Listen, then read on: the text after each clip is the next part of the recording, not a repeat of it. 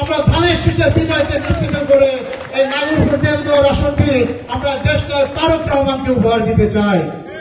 পরিশেষে যাবার বেলায় বলে যাই, একজন বিএনপির কর্মী হিসাবে দায়িত্ব নিয়ে বলে যাচ্ছি, আগামী ত্রয়োদশ জাতীয় সংসদ নির্বাচনে আপনাদের ভালোবাসায় সিক্ত হয়ে বিএনপি যদি রাষ্ট্রীয় ক্ষমতায় এসে আপনাদের সেবা করার সুযোগ পায়, এই বাংলাদেশ হবে দুর্নীতিমুক্ত বাংলাদেশ, এই বাংলাদেশ হবে আইনের শাসনের বাংলাদেশ, এই বাংলাদেশ হবে বৈষম্যহীন বাংলাদেশ, এই বাংলাদেশ হবে ইনসাফের বাংলাদেশ, এই বাংলাদেশ হবে ধর্মনিরপেক্ষ বাংলাদেশ, এই বাংলাদেশ হবে আমার আপনার স্বপ্নের সোনার বাংলাদেশ।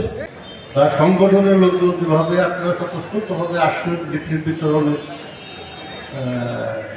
উদ্দেশ্যে।